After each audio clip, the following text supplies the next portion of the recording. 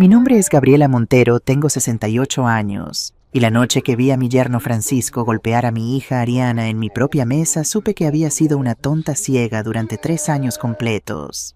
Pero no fue solo la bofetada lo que me heló la sangre, fue el aplauso. Su madre, doña Mercedes Delgado, aplaudió como si estuviera viendo una obra de teatro bien ejecutada. Sonrió con orgullo y dijo: «Así se hace, hijo. Las mujeres necesitan disciplina». En ese momento entendí que no estaba lidiando con un hombre violento. Estaba lidiando con un sistema entero construido sobre el abuso. Y yo, como tonta, había estado pagando por mantener ese sistema funcionando sin siquiera saberlo. Déjame contarte cómo llegué a ese punto.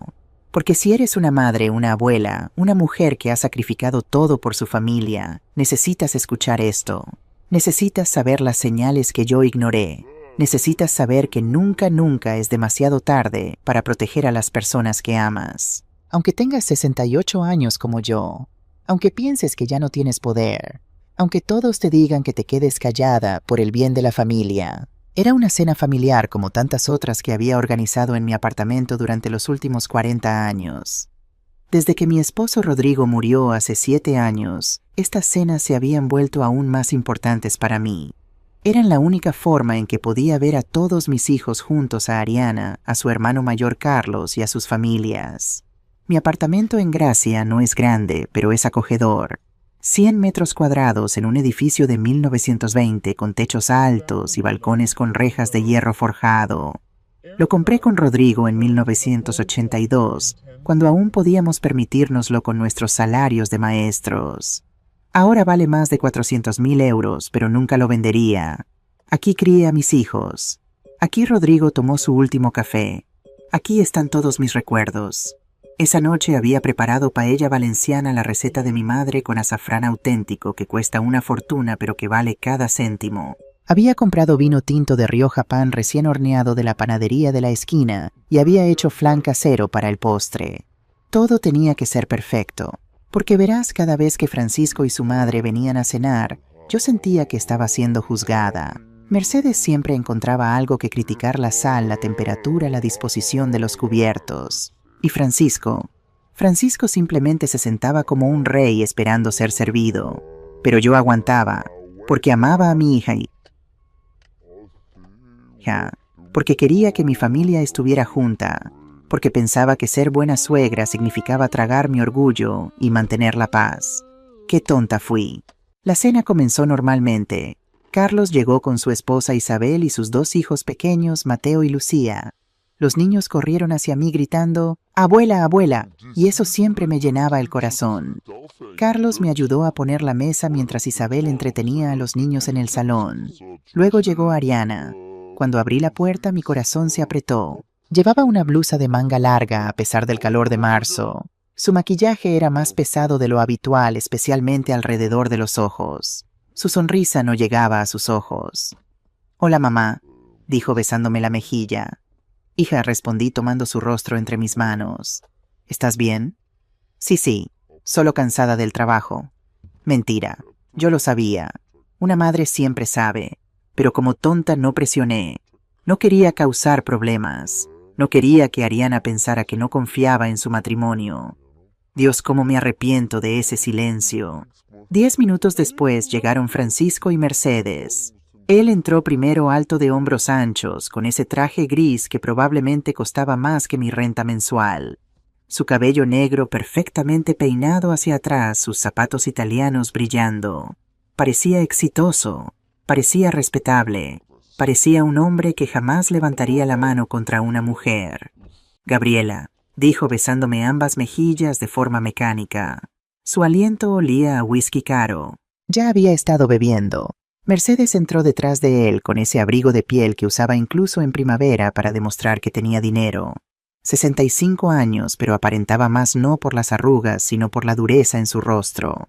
Sus labios siempre fruncidos en desaprobación, sus ojos siempre evaluando, juzgando. «Buenas noches, Gabriela», dijo fríamente, entregándome su abrigo como si yo fuera su empleada doméstica. Tragué mi orgullo y lo colgué en el perchero. Nos sentamos a cenar.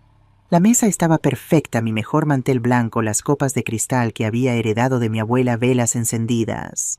Los niños charlaban felices. Carlos contaba anécdotas de su tienda de fotografía. Isabel reía, pero había una tensión en el aire que solo yo parecía sentir. Observé a Ariana de reojo. Se sentó lo más lejos posible de Francisco. Apenas comía. Sus manos temblaban ligeramente cuando tomaba su copa de agua. Francisco, por otro lado, servía su tercera copa de vino. Su cara estaba enrojecida. Sus movimientos se volvían más bruscos. «Este vino es mediocre», dijo de repente interrumpiendo una conversación. «En nuestra casa tenemos un reserva del 98 que cuesta 200 euros la botella». Mercedes asintió con aprobación. Francisco tiene buen gusto para estas cosas. Apreté mis manos bajo la mesa. Respiré profundo. «Me alegro que disfrutes de buenos vinos, Francisco», dije con calma. «Este es uno de mis favoritos». Él resopló con desprecio. Carlos cambió de tema rápidamente preguntando sobre el negocio de bienes raíces de Francisco. Fue entonces cuando noté algo extraño. Cuando Carlos preguntó sobre propiedades específicas que Francisco supuestamente había vendido, él se puso tenso. Mercedes intervino rápidamente desviando la conversación hacia otro tema. Fue solo un segundo, un momento extraño, pero lo noté. Serví la paella con orgullo. Había quedado perfecta el arroz en su punto, el azafrán dorado y aromático, las gambas frescas del mercado de la Boqueria. «¿Más vino, Francisco?», preguntó Ariana tímidamente alcanzando la botella. Y entonces sucedió. Todo pasó tan rápido que mi cerebro tardó varios segundos en procesarlo. Ariana inclinó la botella. Una gota, solo una gota de vino tinto cayó en la manga blanca de la camisa de Francisco. Él se levantó de golpe. Su silla cayó hacia atrás con un estruendo que hizo que los niños dejaran de hablar instantáneamente. «¡Estúpida!», gritó. Y entonces su mano se elevó, la vi moverse en cámara lenta como en una película, y se estrelló contra la mejilla de Ariana con un sonido que resonó en toda la habitación como un disparo. Crack. El sonido todavía me explota dentro de la cabeza. Ariana no gritó. Eso fue lo más terrorífico. Solo giró la cabeza por la fuerza del impacto, se llevó la mano a la mejilla y se quedó completamente inmóvil, como una estatua, como si su alma se hubiera salido de su cuerpo. Yo estaba paralizada. Literalmente no podía moverme. Mi cerebro gritaba, «¡Haz algo!», pero mi cuerpo no respondía. Carlos se levantó de inmediato. «¿Qué mierda te pasa?», gritó avanzando hacia Francisco. Isabel cubrió los ojos de los niños. Y entonces, Dios mío, entonces escuché el sonido que cambiaría todo. Clap, clap, clap. Mercedes estaba aplaudiendo lentamente con una sonrisa en su rostro. «Así se hace, hijo», dijo con aprobación. «Las mujeres necesitan disciplina. Ella tenía que aprender». El mundo se detuvo. Carlos se quedó congelado a medio camino. Isabel tenía la boca abierta en shock. Yo sentí algo quebrarse dentro de mí. Algo fundamental. Como si una parte de mi alma se hubiera partido en dos. Miré a mi hija. Lágrimas silenciosas comenzaban a rodar por sus mejillas, pero ni siquiera parpadeaba. Simplemente miraba un punto fijo en la pared con la mano aún cubriendo su mejilla enrojecida. Y en ese momento preciso entendí. Entendí por qué Ariana siempre usaba mangas largas en verano. Entendí por qué cancelaba visitas en el último minuto. Entendí por qué su sonrisa nunca llegaba a sus ojos. Entendí por qué había perdido 15 kilos en el último año. Entendí por qué ya no hablaba sobre sus sueños, sus planes, su futuro. Entendí que esto no era la primera vez. Esto nunca había sido la primera vez. Y yo, como tonta ciega, había elegido no ver. Había elegido creer las mentiras. Había elegido la comodidad de la ignorancia sobre la incomodidad de la verdad. Me levanté lentamente. Mis piernas temblaban, pero de alguna manera me sostuvieron. Miré a cada persona en la mesa. A Carlos, quien tenía lágrimas de rabia en sus ojos. A Isabel, quien sostenía a los niños contra su pecho. A Francisco, quien respiraba pesadamente con los puños aún cerrados. A Mercedes, quien me miraba con desprecio como diciéndome, «Atrévete a decir algo». A Ariana, mi bebé, mi hija rota. No dije nada. Caminé en silencio hacia mi habitación. Cerré la puerta. Saqué mi teléfono móvil con manos temblorosas. Busqué en mis contactos un nombre que no había marcado en años. Javier Ortiz. Mi esposo Rodrigo y Javier habían sido mejores amigos durante 30 años. Javier había sido policía durante 25 años antes de retirarse y abrir su propia agencia de investigación privada. Cuando Rodrigo murió, Javier me había dicho: Gabriela, si alguna vez necesitas algo, lo que sea, llámame. Nunca lo había hecho. Hasta ahora. El teléfono sonó 3 veces. Gabriela, su voz sonaba sorprendida. ¿Estás bien, Tess? Javier, mi voz salió quebrada. Necesito tu ayuda. Ha pasado algo terrible. Dime dónde estás. Voy para allá. Mi apartamento. Gracias. Por favor, date prisa. Estaré ahí en 15 minutos. Colgué. Respiré profundo. Miré mi reflejo en el espejo del armario. Vi a una mujer de 68 años con el cabello gris recogido en un moño arrugas alrededor de sus ojos, manos que habían trabajado duro durante décadas. Una mujer que había criado 2 hijos como maestra con un salario modesto. Una mujer que había enviudado y había sobrevivido. Una mujer que había pensado que sus días de luchar habían terminado. Pero mientras miraba mi reflejo sentí algo que no había sentido en años. Sentí furia, no rabia ciega, no emoción descontrolada, furia fría, calculada, determinada, porque acababa de entender algo fundamental. Mi hija había estado viviendo en un infierno durante 3 años y yo había estado financiando ese infierno sin saberlo. Cada regalo que le di a Francisco y Ariana, 20.000 euros para la boda, 15.000 euros para su luna de miel, 10.000 euros para ayudar con gastos. Cuando Ariana perdió su trabajo, ahora entendía que él la había forzado a renunciar. 45.000 euros. Los ahorros de toda mi vida de maestra, dados con amor, usados para comprar el silencio de mi hija. Abrí la puerta de mi habitación y regresé al comedor. Francisco estaba sirviéndose más vino, actuando como si nada hubiera pasado. Mercedes hablaba por teléfono en el balcón. Carlos consolaba a Ariana en voz baja. Isabel había llevado a los niños al salón. Nadie sale de esta casa, dije con una voz que no reconocí como mía. Francisco me miró con burla. ¿Y tú qué vas a hacer, vieja? Llamar a la policía. Ariana no dirá nada. Nunca lo hace. Esas palabras. Nunca lo hace. Confirmación. Él sabía que esto era un patrón. Él sabía que la había roto tanto que ni siquiera podía defenderse. Tienes razón, dije calmadamente. No llamé a la policía. Él sonrió con arrogancia. Llamé a alguien mejor. El timbre sonó exactamente 14 minutos después de mi llamada. Cuando abrí la puerta, Javier Ortiz estaba allí, 62 años, con su cabello gris cortado corto, usando jeans y una chaqueta de cuero. Pero lo que cambió todo fue lo que traía en su mano. Una cámara profesional y una grabadora de audio. Perdón por la tardanza, Gabriela, dijo en voz alta, lo suficientemente alta para que todos en el apartamento lo escucharan. ¿Dónde está la escena del crimen que necesitas que documente? Vi la cara de Francisco palidecer. Vi a Mercedes dejar caer su teléfono. Y supe que la guerra acababa de comenzar. Para entender lo que sucedió después de esa noche necesitas entender quién soy yo. ¿Quién era yo antes de convertirme en la suegra o la anciana que se mete en asuntos de otros? Necesitas entender los 40 años de sacrificios que construyeron la vida que Francisco pensó que podía destruir en 3 años. Porque esa es la trampa en la que caemos las mujeres de mi generación. Pensamos que el sacrificio es amor. Pensamos que si damos suficiente, si trabajamos suficiente, si nos callamos lo suficiente, nuestra familia nos respetará, nos valorará, nos protegerá. Mentira. El silencio no compra respeto, compra más silencio. Nací en un pueblo pequeño cerca de Valencia en 1956. Mi padre era agricultor.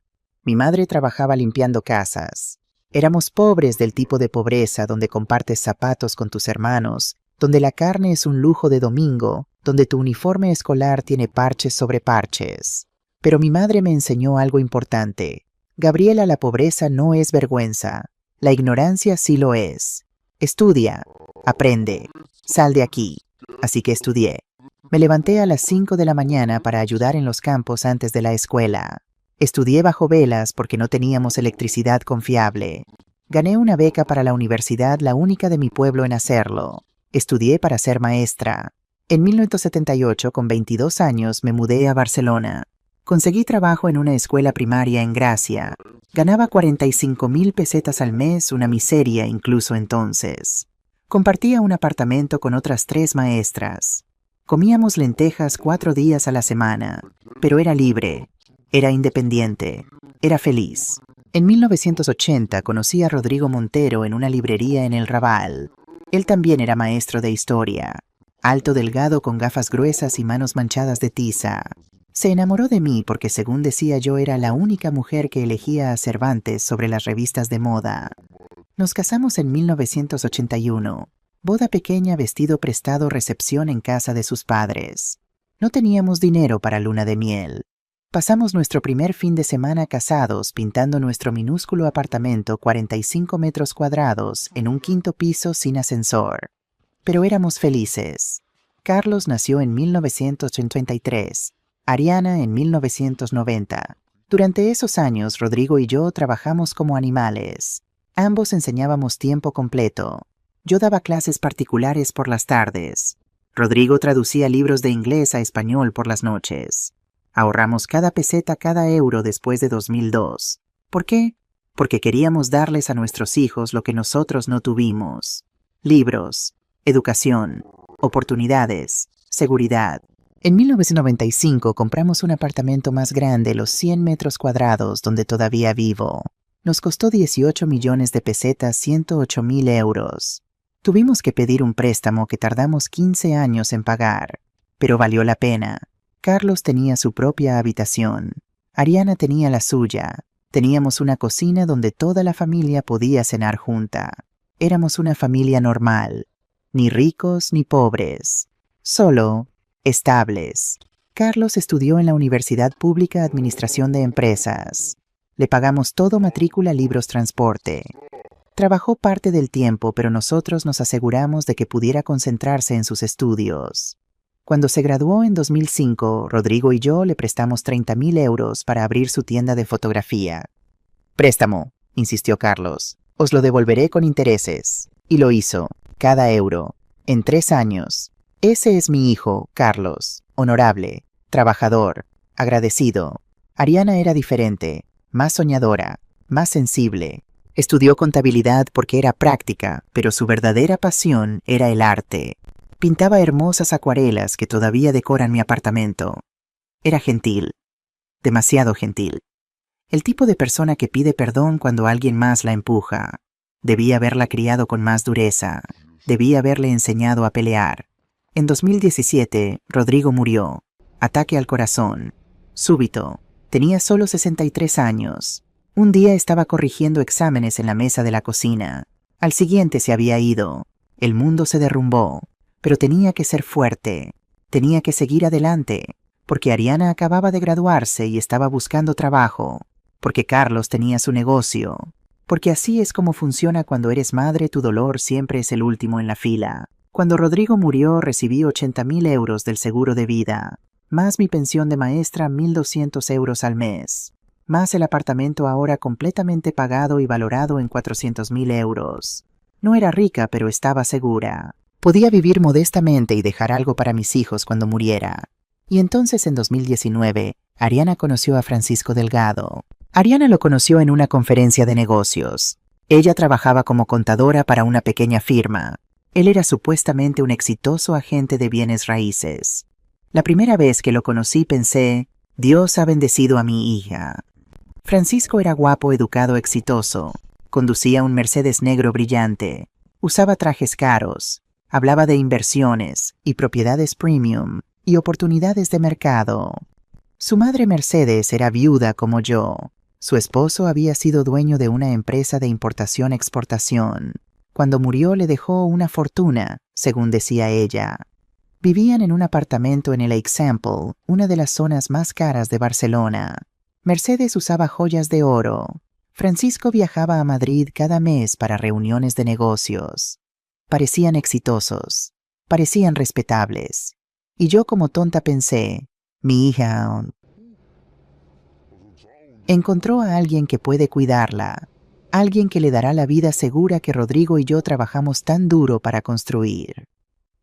Los 6 meses de noviazgo fueron perfectos, demasiado perfectos. Francisco trataba a Ariana como a una princesa, flores cada semana, cenas en restaurantes caros, escapadas de fin de semana a Sitges, a Girona, a Mallorca.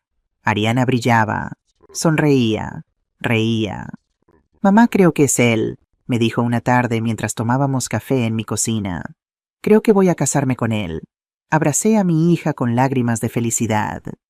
Si él te hace feliz, hija, entonces tienes mi bendición. Debí haber preguntado más, debí haber investigado, debí haber confiado en esa pequeña voz en mi cabeza que susurraba, algo no está bien aquí.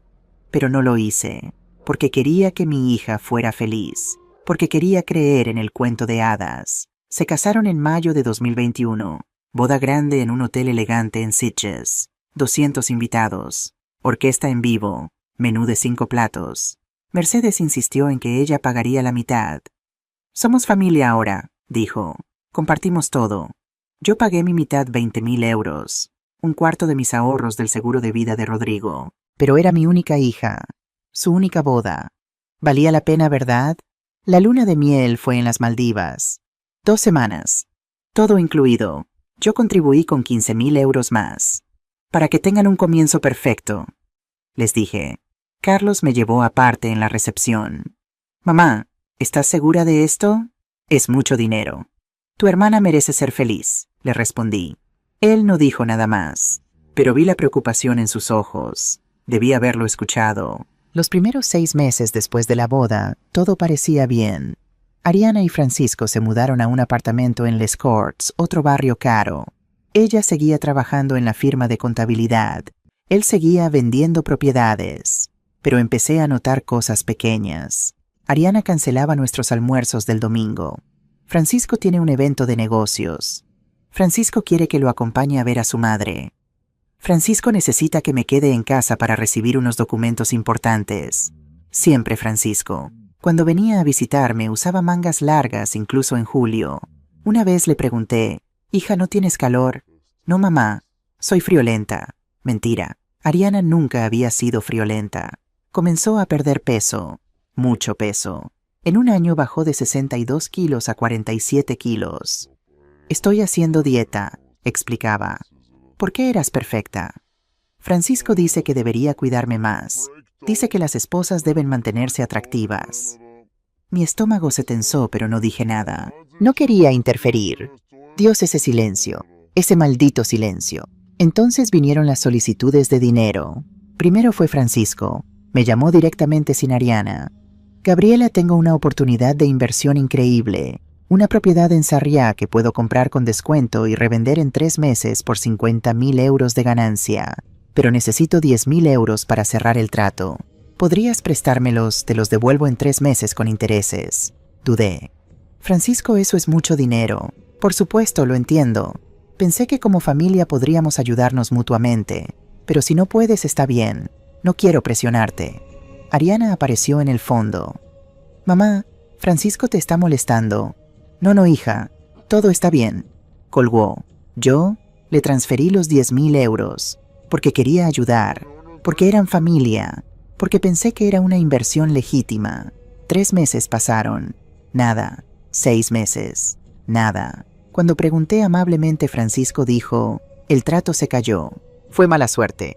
Pero no te preocupes, te lo devolveré pronto. Nunca lo hizo. Luego Ariana perdió su trabajo. Según ella, la firma estaba recortando personal. Necesitaba dinero para aguantar mientras buscaba otro empleo. Le di 5.000 euros más. Después supe la verdad. Francisco la obligó a renunciar. Dijo que una esposa suya no necesita trabajar y que la hacía verse mal. La aisló. La hizo dependiente. Le quitó su independencia económica. Táctica clásica de abusadores.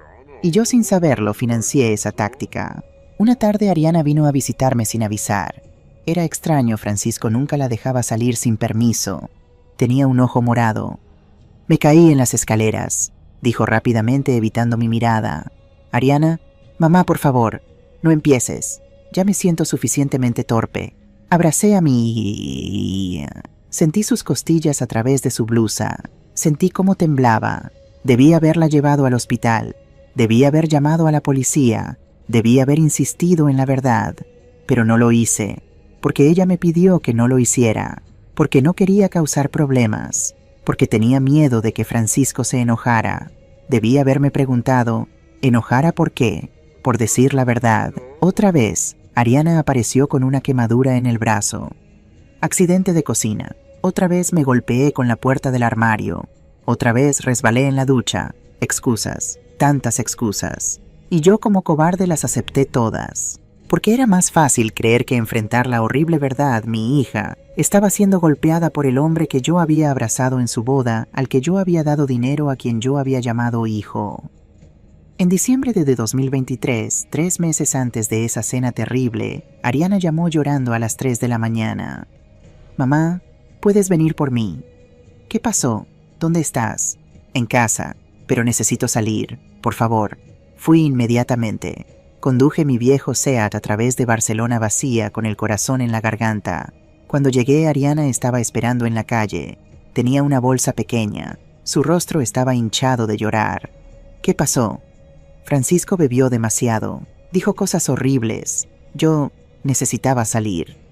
Quédate conmigo esta noche. Solo esta noche, mamá. Mañana estaré bien. Se quedó en su antigua habitación. Lloró hasta quedarse dormida. A la mañana siguiente, Francisco apareció en mi puerta, flores en mano, ojos rojos. Gabriela, lo siento mucho. Bebí demasiado anoche. Dije cosas que no quise decir. Ariana es mi mundo. Por favor, déjame hablar con ella. Ariana salió, lo perdonó, se fueron juntos, y yo los dejé ir.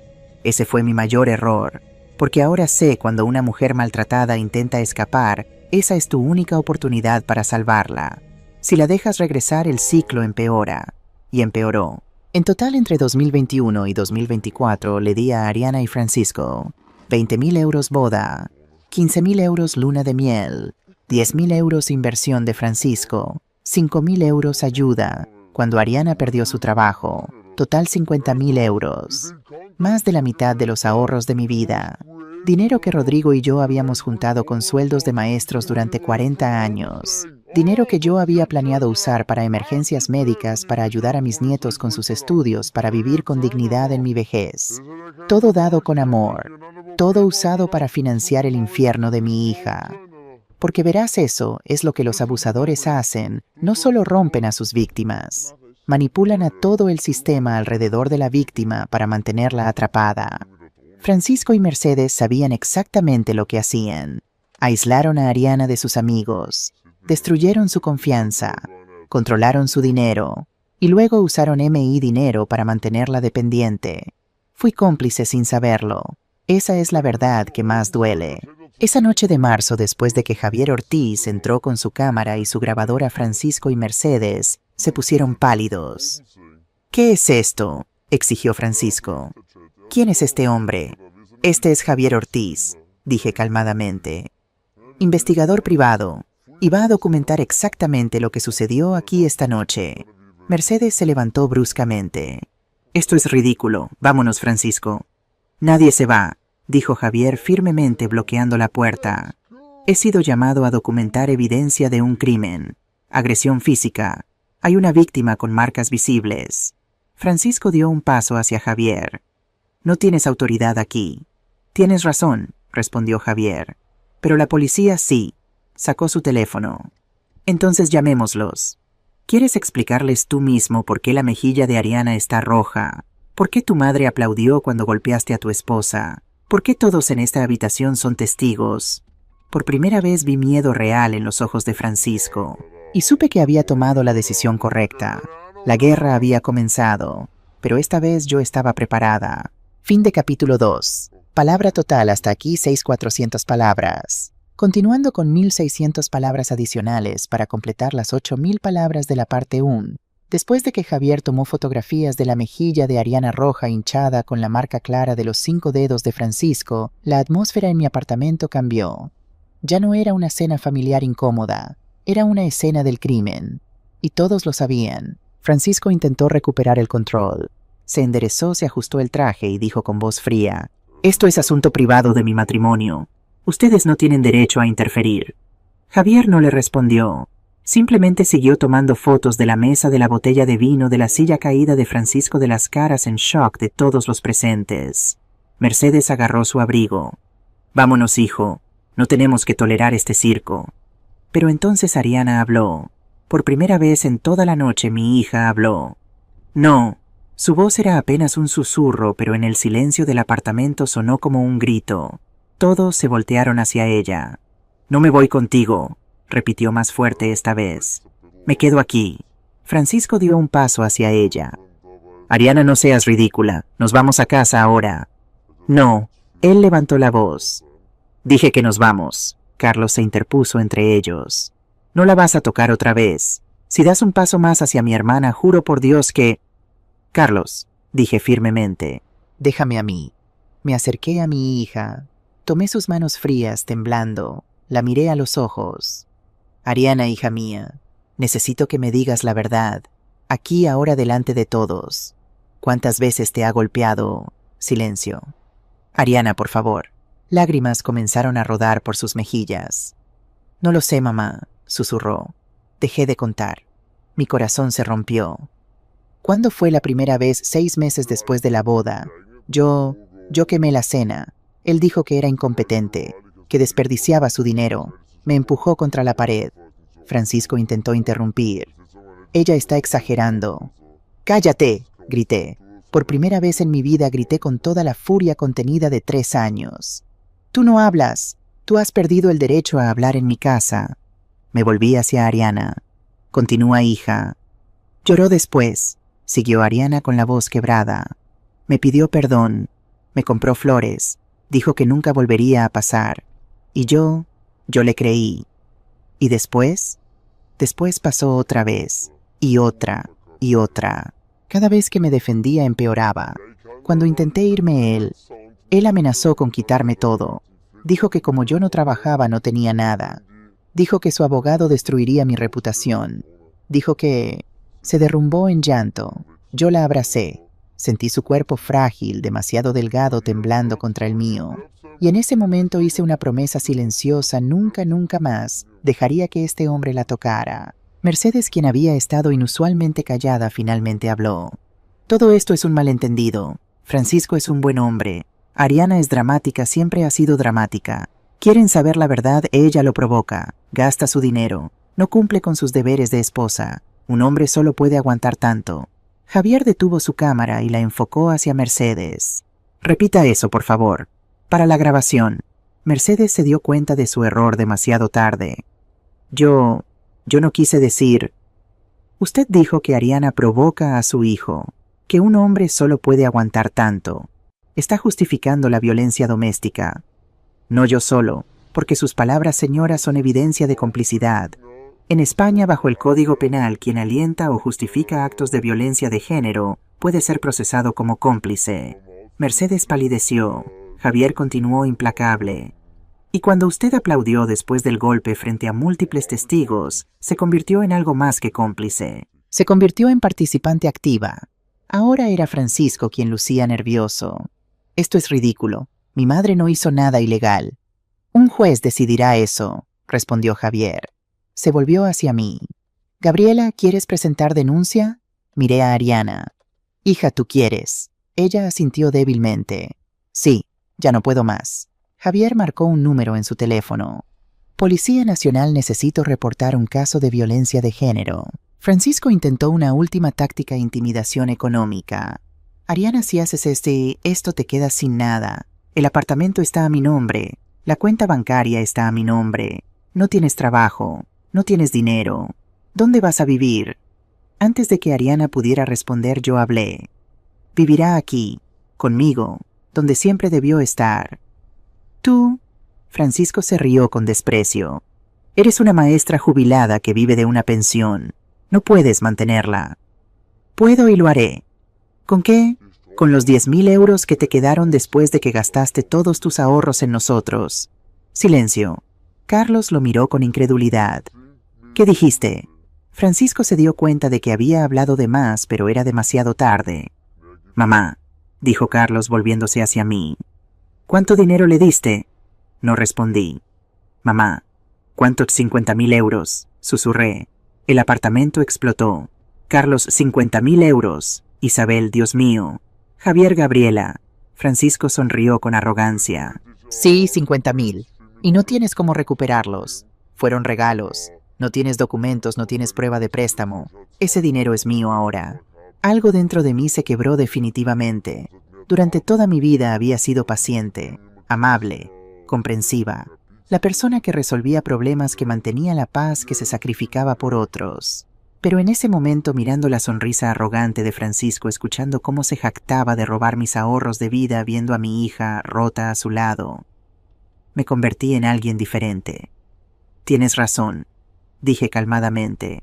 No tengo documentos de préstamo, pero tengo algo mejor. ¿Qué?, preguntó con burla. Tengo 40 años de experiencia como maestra, y una cosa que aprendes en 40 años de enseñar es esto: siempre documenta todo. Saqué mi teléfono, abrí mi aplicación bancaria. Cada transferencia que te hice está registrada, fecha, hora, cantidad, concepto, y los mensajes que intercambiamos todos guardados. Los correos electrónicos donde me pedías dinero archivados. Los mensajes de WhatsApp donde prometías devolverlo respaldados. La sonrisa de Francisco desapareció. Y más interesante aún, continué, los movimientos de tu cuenta bancaria son extraños. Recibes grandes sumas de dinero, pero no de ventas de propiedades, de cuentas offshore, de empresas que no existen en el registro mercantil. Ahora estaba completamente pálido. Verás, Francisco, después de que me pediste los primeros 10.000 euros, algo no me pareció correcto. Así que le pedí a Javier, quien tiene muchos contactos útiles de sus años en la policía, que investigara discretamente, solo para asegurarme de que mi dinero estaba seguro. Javier sonrió. Y lo que encontré fue fascinante. Sacó una carpeta de su bolso. Francisco Delgado, supuesto agente de bienes raíces. Pero cuando verificamos con el Colegio de Agentes Inmobiliarios, resulta que tu licencia expiró hace 2 años. No has vendido una sola propiedad legalmente desde 2021. Dejó caer unos documentos sobre la mesa. Entonces, ¿de dónde viene tu dinero de tu madre? ¿Y de dónde viene el dinero de tu madre? Ah, esa es la pregunta interesante. Mercedes se levantó de golpe. Esto es acoso, invasión de privacidad. Es investigación legal, respondió Javier. Y cuando una mujer mayor me contrata porque sospecha fraude financiero, tengo todo el derecho de investigar. Especialmente cuando encuentro... Hizo una pausa dramática. Indicios de lavado de dinero. El apartamento se quedó en silencio absoluto. Lavado de dinero, repetí, aunque Javier ya me había advertido sobre esto hace una semana. Sí, empresas fantasma, transacciones desde paraísos fiscales, cantidades que no coinciden con ninguna actividad económica legítima, todo apuntando a una red más grande. Miró directamente a Mercedes. Su esposo, señora, murió hace 5 años, pero su empresa de importación todavía recibe pagos. Pagos de Panamá, de las Islas Caimán, de Luxemburgo. Extraño, ¿no? Mercedes no respondió. Su rostro era una máscara de furia contenida. El timbre sonó. Javier abrió la puerta. 2 policías nacionales entraron. Y así, en mi apartamento de 100 metros cuadrados en Gracia, con mi paella fría sobre la mesa y mis nietos llorando en el salón, comenzó el desmantelamiento del infierno que había consumido 3 años de la vida de mi hija. Mientras los policías tomaban declaraciones, mientras Francisco gritaba sobre sus derechos, mientras Mercedes amenazaba con abogados y demandas, mientras Ariana temblaba en mis brazos, yo miraba por la ventana hacia las calles de Barcelona y pensaba: 40 años de sacrificios, 50.000 euros perdidos, 3 años de silencio, una hija rota. Pero también pensaba: una llamada telefónica, un testigo valiente, una madre que finalmente abrió los ojos, una guerra que apenas comienza. Y supe con una certeza que me llenaba los huesos que no importaba cuánto tiempo tomara, cuánto dinero costara o cuán doloroso fuera el proceso, Francisco y Mercedes Delgado pagarían por cada golpe, cada lágrima, cada momento de terror que le habían dado a mi hija. Porque yo era Gabriela Montero, maestra jubilada, viuda, madre, y nadie lastima a mis hijos y sale impune. La justicia apenas comenzaba, y yo tenía toda mi vida para verla cumplirse. La policía se fue a las 2 de la mañana. Se llevaron a Francisco para interrogatorio. No arrestado todavía, no, pero retenido para declaración, como dijeron. Mercedes se fue sola gritando amenazas legales todo el camino hasta el ascensor. Carlos, Isabel y los niños también se fueron. Los pequeños estaban traumatizados. Mateo, de solo 6 años, me preguntó: «Abuela, ¿por qué ese señor le pegó a tía Ariana?» No tuve respuesta. Cuando por fin estuvimos solas, Ariana, Javier y yo, el apartamento se sintió extrañamente silencioso. como si hubiera pasado un huracán y ahora estuviéramos mirando los escombros. Ariana estaba sentada en el sofá envuelta en una manta con una bolsa de hielo sobre su mejilla. Todavía no había dicho mucho. Estaba en shock, creo. Cuando pasas 3 años aprendiendo a no hablar, no recuperas tu voz en una noche. Javier preparó café en mi cocina. Él conocía mi apartamento, había venido muchas veces cuando Rodrigo estaba vivo para cenar, para jugar ajedrez, para hablar de política y fútbol. Pero esta noche era diferente. Esta noche no era el amigo de la familia, era el investigador. Gabriela, dijo trayendo 3 tazas humeantes. Necesitamos hablar sobre lo que viene ahora. Me senté a su lado en la mesa de la cocina. Ariana se quedó en el sofá escuchando en silencio. Los policías tomaron mi declaración y las fotos, continuó Javier. Van a interrogar a Francisco esta noche, pero siendo honesto, probablemente lo suelten mañana. ¿Qué? Exploté. Pero todos lo vimos. Hay testigos, hay evidencia. Lo sé, pero así funciona el sistema. Una bofetada, por terrible que sea, generalmente no resulta en prisión preventiva, especialmente para alguien como Francisco sin antecedentes penales, con recursos con abogados. Sentí la furia subir por mi garganta. Entonces, ¿para qué sirvió todo esto? Sirvió para crear un registro oficial. Ahora está en el sistema. Si vuelve a pasar, hay historial. Pero más importante, se inclinó hacia adelante. Esto lo asustó. Y cuando la gente se asusta, comete errores, deja evidencia, contacta a las personas equivocadas, mueve dinero de formas rastreables. Y el lavado de dinero que mencionaste es real, pero necesito más tiempo para construir el caso. Lo que mostré esta noche era solo la punta del iceberg. Necesito acceso a cuentas bancarias, documentos corporativos, transacciones internacionales. ¿Cuánto tiempo? 2 semanas, quizás 3. Miré hacia Ariana. Y mientras tanto mi hija está en peligro. Por eso ella se queda aquí, contigo, y mañana mismo solicito una orden de alejamiento en su nombre. Ariana finalmente habló con voz pequeña. ¿Una orden de alejamiento funciona? Javier fue honesto. A veces, pero no siempre.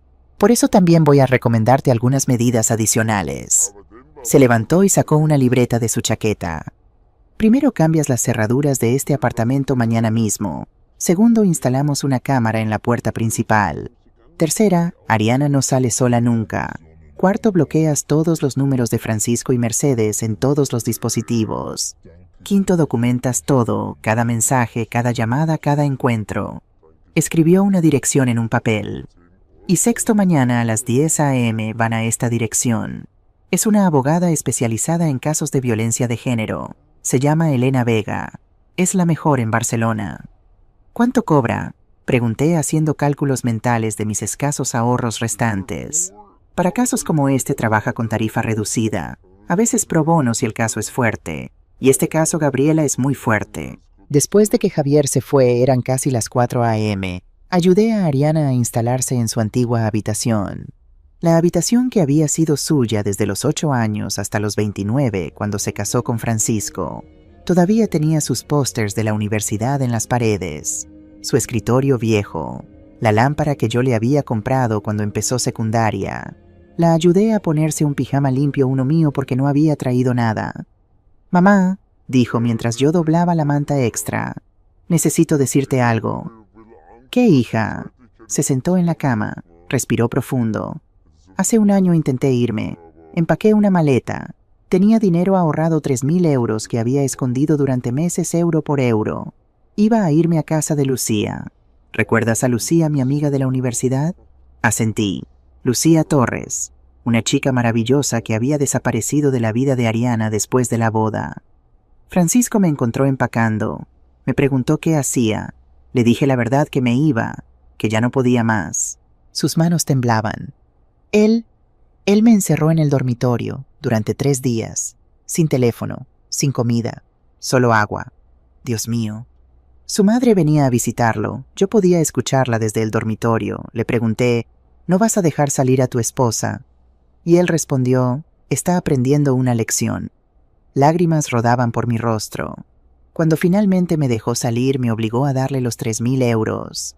Dijo que si intentaba irme otra vez me encontraría, y me haría algo peor que encerrarme. Ariana, hija, ¿por qué no me dijiste? Porque me amenazó. Dijo que si te contaba te haría daño a ti también. Dijo que tenía contactos peligrosos, que podía hacer que te pasara un accidente. Y yo te creo, mamá. No podía arriesgar tu vida. Me senté junto a ella y la abracé. Lloramos juntas. Nunca más, susurré. Nunca más tendrás que protegerme de la verdad. Pero entonces Ariana dijo algo que me heló la sangre. Mamá, hay algo más. Algo que ni siquiera Javier sabe todavía. ¿Qué? Yo grabé a Francisco durante meses. Tengo un teléfono viejo escondido en el apartamento. Lo activaba cada vez que él comenzaba a enojarse. Tengo más de 50 grabaciones. Mi corazón se detuvo. 50 grabaciones de él golpeándote. No solo eso, tengo grabaciones de él hablando por teléfono sobre dinero, sobre entregas, sobre porcentajes, cosas que no suenan legales. ¿Dónde está ese teléfono? Escondido en una caja de tampones en el baño. Él nunca revisaría ahí. Ariana, respiré profundo. Mañana vamos a recuperar ese teléfono. Pero Francisco va a estar ahí, y está furioso. Entonces iremos con Javier, y con la policía si es necesario. Porque esas grabaciones, hija, son la diferencia entre una orden de alejamiento temporal y poner a ese hombre en prisión. Lunes 17 de marzo 2024, 10:00 AM. Como Javier predijo, Francisco fue liberado el domingo por la mañana, sin cargos, solo una advertencia, el sistema fallando como siempre. Pero yo no iba a dejar que eso me detuviera. A las 10 AM exactas, Ariana y yo estábamos en la oficina de la abogada Elena Vega en Paseo de Gracia, un edificio elegante, oficinas modernas. Elena nos recibió personalmente, una mujer de 38 años con traje negro, cabello recogido en un moño impecable y ojos que habían visto demasiados casos como el nuestro. Señora Montero, señorita Ariana, saludó profesionalmente. Javier me puso al día. Siéntense, por favor. Su oficina tenía estantes llenos de códigos legales, diplomas en las paredes y una foto de ella recibiendo un premio de Derechos de la Mujer 2022. Antes de comenzar, dijo Elena, necesito que entiendan cómo funciona esto. En España los casos de violencia de género son complicados. El sistema está diseñado para proteger a las víctimas, pero también respeta los derechos del acusado. Esto significa que necesitamos evidencia sólida y estrategia inteligente. Entendemos, respondí. Elena sacó una carpeta.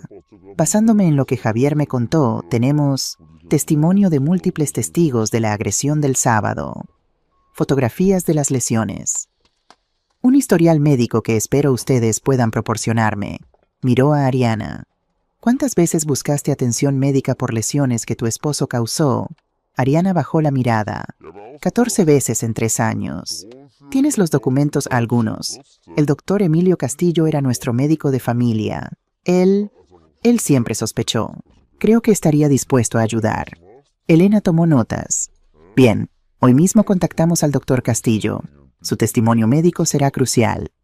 Y hay algo más, dije. Le conté sobre las grabaciones de Ariana. Los ojos de Elena se iluminaron. Grabaciones de audio de las agresiones y de conversaciones sobre actividades ilegales, agregó Ariana. Esto cambia todo. Con eso podemos construir no solo un caso de violencia doméstica, sino potencialmente cargos criminales mayores. Hizo una pausa. Pero necesitamos recuperar ese teléfono, hoy, porque si Francisco descubre que existe, lo destruirá. ¿Cómo lo hacemos?, pregunté. Él está en el apartamento. Elena pensó un momento. Legalmente Ariana todavía tiene derecho de acceso al apartamento conyugal. Podemos ir con una escolta policial. Ariana entra, recupera sus pertenencias personales, incluyendo ese teléfono, y salimos. ¿Y si él se niega? No puede, no legalmente, y con policía presente no se atreverá a hacer nada. 2 horas después estábamos frente al edificio del Scores, donde Ariana y Francisco habían vivido los últimos 3 años. Un edificio moderno de lujo, portero, cámaras de seguridad. El tipo de lugar donde los vecinos fingen no ver nada. Con nosotros venían Elena Vega con su maletín y su autoridad legal, Javier Ortiz con su cámara y su grabadora, 2 policías nacionales, una mujer joven llamada Agente Ruiz y un hombre mayor, Agente Morales.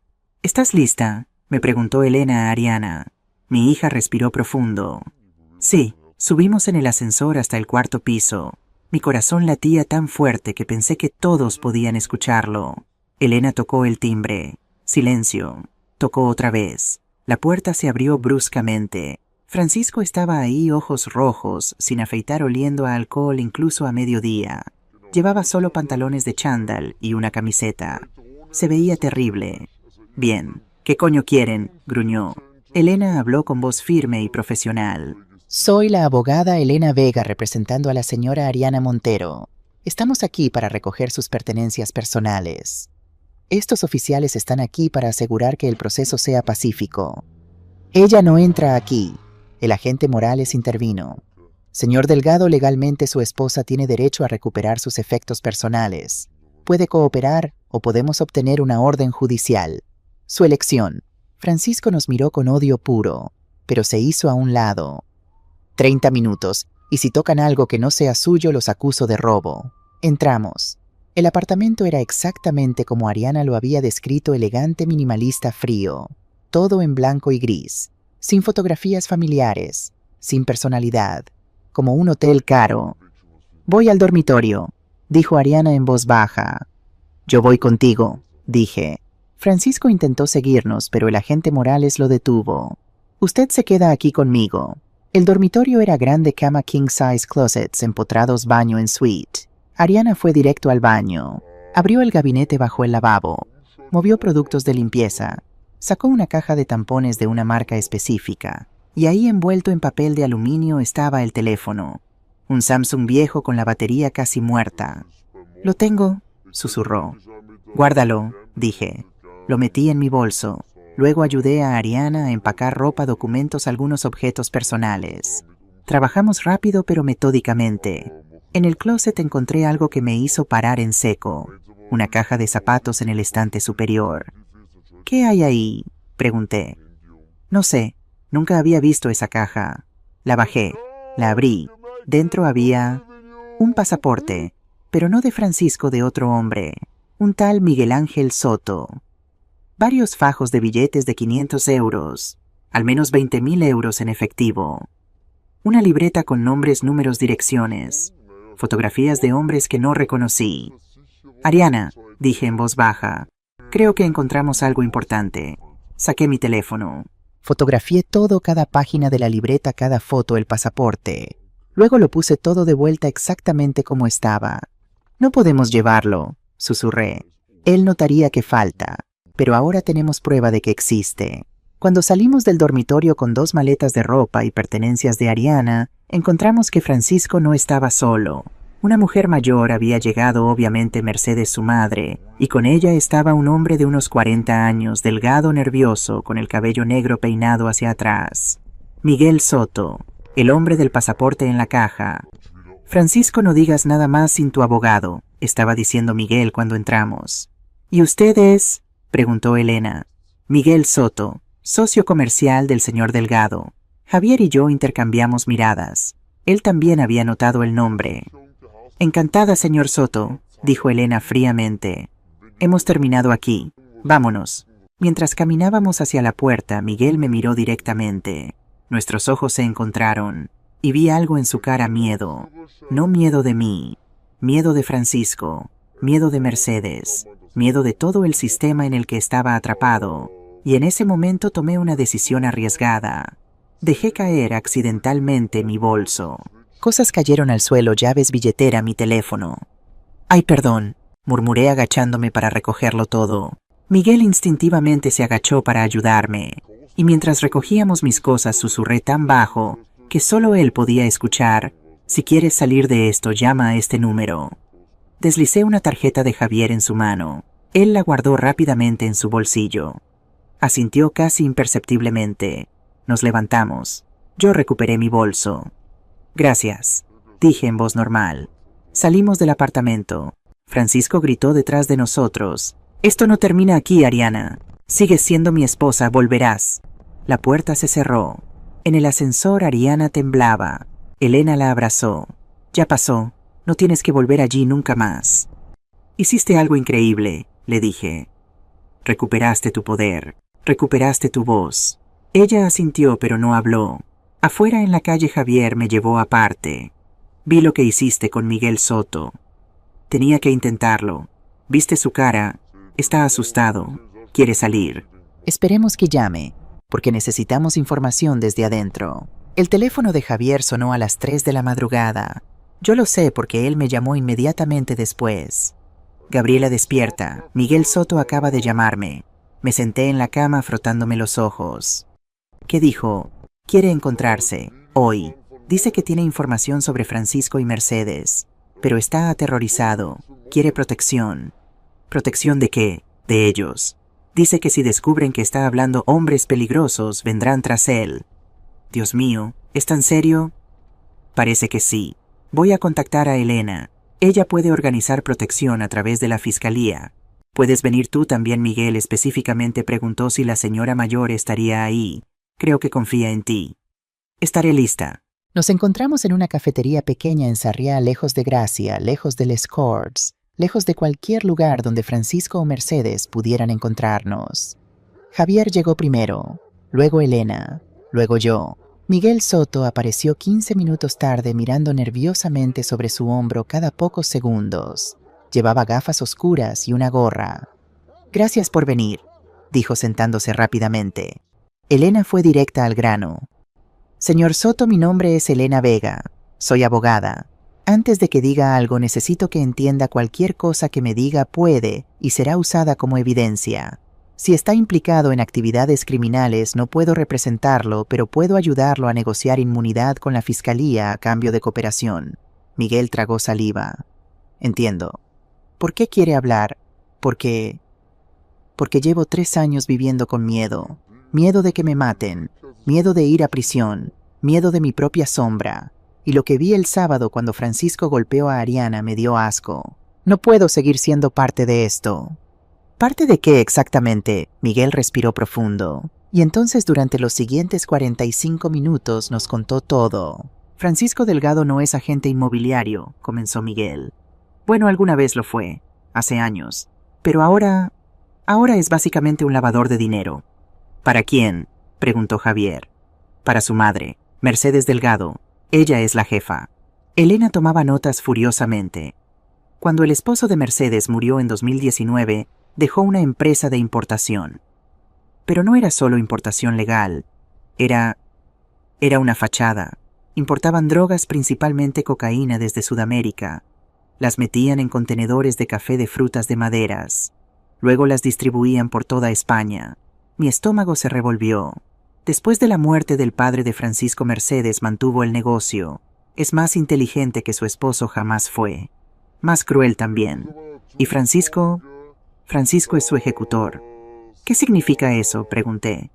«Significa que él hace el trabajo sucio, cobra deudas, amenaza a gente, a veces algo peor». «¿Ha matado a alguien?», preguntó Javier. «No que yo sepa, pero ha ordenado palizas, ha quemado negocios, ha destruido vidas». «¿Y usted?», preguntó Elena fríamente. «¿Cuál es su papel?». Yo muevo el dinero, soy contador. Creo empresas fantasma, cuentas offshore, transacciones que parecen legítimas pero no lo son. Limpio el dinero sucio». «¿Por qué?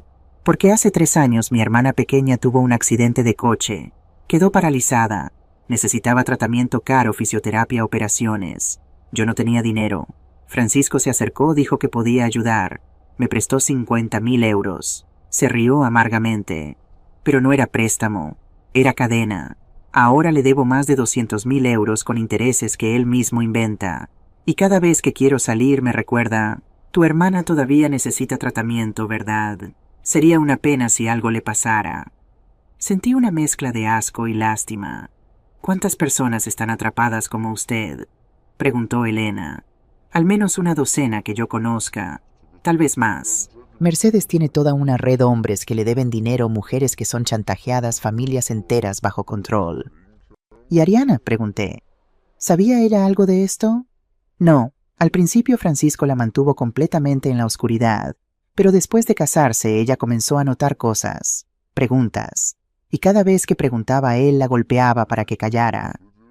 Mercedes sabía que Francisco golpeaba a Ariana. Saber Mercedes lo alentaba. Decía que las esposas necesitan disciplina, que una mujer que hace demasiadas preguntas es peligrosa». Elena cerró su libreta. «Señor Soto, ¿está dispuesto a testificar sobre todo esto oficialmente?». Sí, pero necesito protección. Si Mercedes descubre que hablé, enviaré a alguien tras de mí. Y no será para conversar. Hablaré con la Fiscalía Provincial hoy mismo. Podemos organizar protección de testigos, pero necesito que me dé todo: nombres, cuentas bancarias, documentos, todo. Lo haré. Tengo copias de todo escondidas en un lugar seguro. Las preparé hace meses esperando este momento. Javier se inclinó hacia adelante. Miguel, dime algo. Francisco tiene dinero para buenos abogados, ¿verdad? ¿Cómo vamos a asegurarnos de que no se escape? Sí, porque Mercedes está empezando a pánico. Y cuando está en pánico se vuelve descuidada. Está moviendo dinero ahora mismo, sacándolo de España, enviándolo a paraísos fiscales. Pero cada transacción grande deja huellas. Si actúan rápido pueden congelar las cuentas antes de que todo desaparezca. Elena se levantó. Entonces no tenemos tiempo que perder. Todo estalló 2 noches después. Ariana y yo estábamos en casa viendo televisión, o más bien fingiendo verla. Ella todavía no podía concentrarse en nada. El trauma era demasiado reciente. Habíamos cambiado las cerraduras, instalado la cámara, bloqueado todos los números de Francisco, pero no fue suficiente. A las 11:45 p.m. escuché golpes violentos en mi puerta. ¡Bam, bam, bam! Ariana, sé que estás ahí, abre esta puta puerta. La voz de Francisco. Borracho, furioso, fuera de control. Ariana se congeló en el sofá con la cara completamente blanca. «Quédate aquí», susurré. Agarré mi teléfono y marqué el 112 emergencias. «Emergencias, ¿cuál es su situación? Mi nombre es Gabriela Montero. Mi yerno está golpeando mi puerta violentamente. Hay una orden de alejamiento contra él. Mi hija está aquí. Tengo miedo de que entre por la fuerza». Dirección la di. «Policía en camino. No abra la puerta. ¿Tiene algún lugar seguro donde esconderse?» «Sí. Vaya allí ahora». Pero antes de que pudiera moverme, escuché un ruido aterrador. Crack. Francisco estaba pateando la puerta. «Te advertí, Ariana. Te advertí que si hablabas te arrepentirías». Crack. La puerta se sacudió. La cerradura nueva aguantaba, pero no sé por cuánto tiempo. Ariana comenzó a hiperventilar. «Va a entrar. Va a matarnos». «No», dije con una voz más firme de lo que sentía. «No lo hará». Fui a mi dormitorio. Del cajón de mi mesa de noche saqué algo que no había tocado en 7 años. La vieja porra policial de Rodrigo. Cuando él murió encontré esto entre sus cosas. Era de sus primeros años como maestro, cuando todavía hacía trabajo voluntario con la policía comunitaria. Nunca pensé que la usaría. Pero esa noche con Francisco tratando de derribar mi puerta con mi hija aterrorizada en mi sala, con mi corazón latiendo tan fuerte que pensé que explotaría.